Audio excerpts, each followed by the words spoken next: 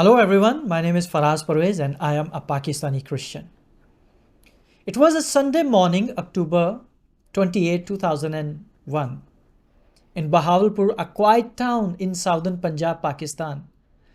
Like every Sunday, Christian families gather at St. Dominic's Church for prayer. The sun had just risen and around 100 people had filled the church pause. Women, men, Sunday school children, Catholics and Protestant alike came together in a peace, hoping to spend worship in the morning. Shortly after 9 a.m., 6 Muslim men arrived on motorcycles. They carried Kalashnikovs. The attackers shoot and kill the lone security guard posted outside the church gate. Then they storm inside. Worshippers had just begun the morning service when Muslim gunmen entered the church chanting, Allahu Akbar, Allahu Akbar. Witnesses said the attackers shouted, Graveyard of Christians, Pakistan and Afghanistan. And this is just a start. They opened fire on the congregation without any hesitation. People screamed and tried to take cover. Some dove under the benches. Others huddled near the altar. But there was no escape. 2 of the Muslim attackers remained outside to shoot anyone attempt to flee the church. Children were crying, family were holding each other, but the gunmen did not stop. They kept firing, chanting Allahu Akbar, even when they saw young children covered in the blood. There was no mercy. By the time shooting ended, 16 people had been killed. 13 of them were from the same family. Those killed are Catholic priest Father Emmanuel and Constable Slim Bhatti, Iram Javed, Kashif Javed, Jamshed Akhtar, Hina Jamshed, Waqas Nelson Javed, and Ghulam Masih Salik, Rifat, Aruj, Rima, Kandil, Amber, Ghulam Masih and Nargis. They were killed by the Muslim militants. And then the injured including Moiz Masih, Krishma, Nehmat, Khurram, Shamaun and Noroz Masih, Saira and Alishba. The gunmen walked out as calmly as they had entered, vanishing into the city. No one stopped them.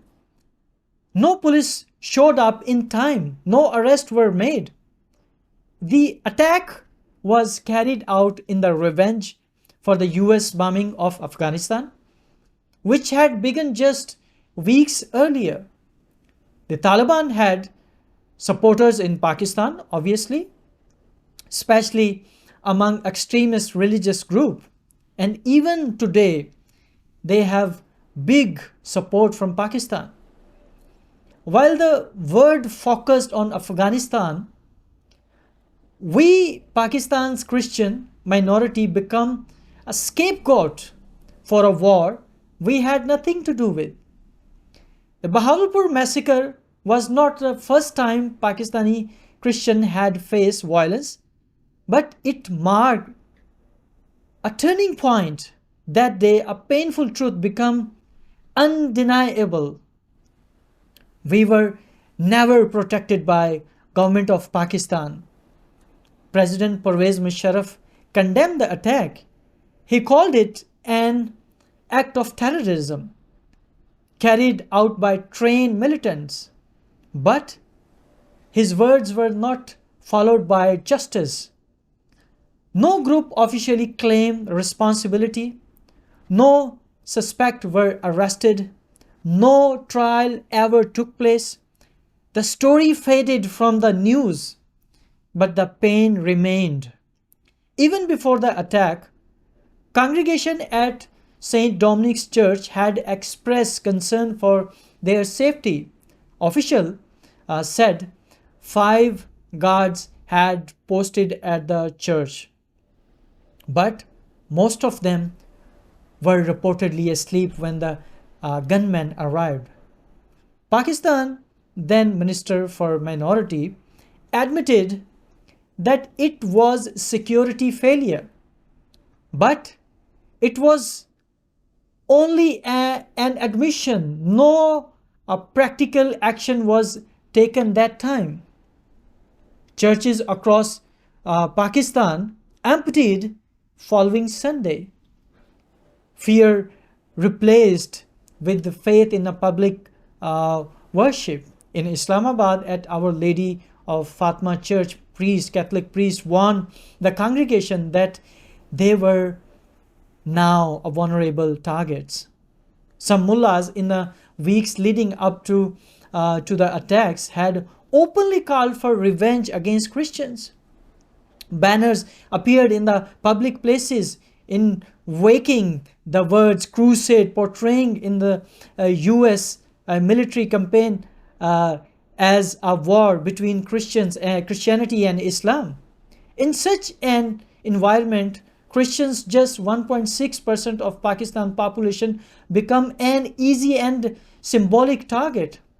For over a decades leading up to the attack, tensions had been growing between Christians and Muslim majority, largely because of Pakistan blasphemy laws.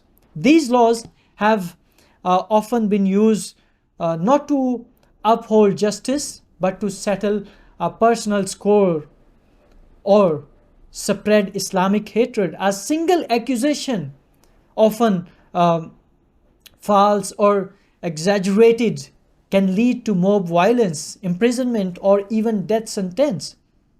Or they burn our houses, our churches. General Musharraf once tried to reform blasphemy laws by suggesting that any complaint should require evidence be submitted to senior magistrate. But the religious parties pushed back aggressively, and the proposal was quickly dropped. Once again, extremist pressure and fear defeated the effort at legal reform. What happened in Bahawalpur may have been politically motivated, an attack meant to embarrass Musharraf for supporting the US invasion of Afghanistan. But the choice of victim was telling. If the goal was to protest the war, why target peaceful Pakistani Christians?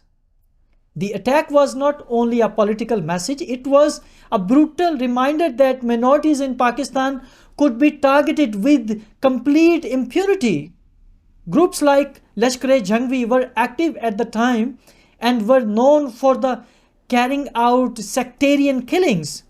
They had a link with the Taliban and operate with near complete freedom.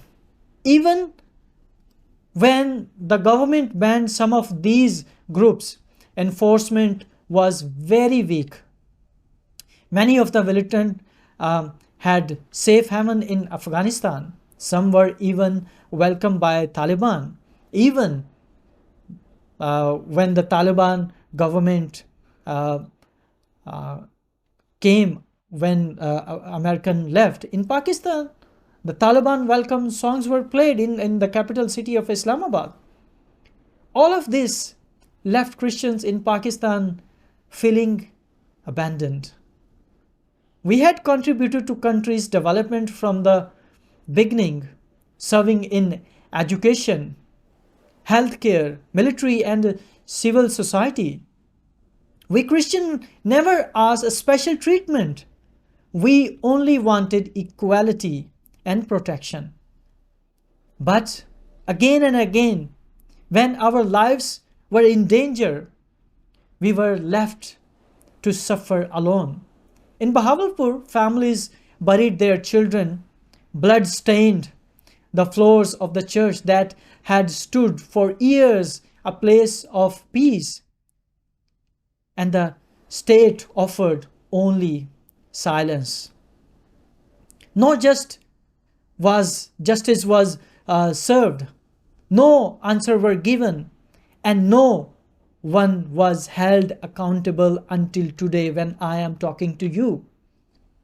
This was not just an isolated tragedy, it was a national failure, a failure of the state to protect its own people, a failure to confront extremism, a failure to treat Christian as an equal citizen.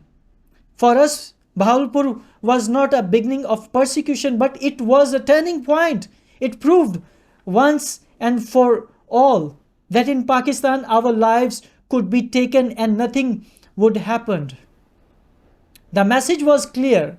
If extremists strike, the government will look the other way. We were never protected. Not then, not now. And unless Pakistan change its path, unless it choose justice over appeasement and equality over fear, this cycle of violence will continue.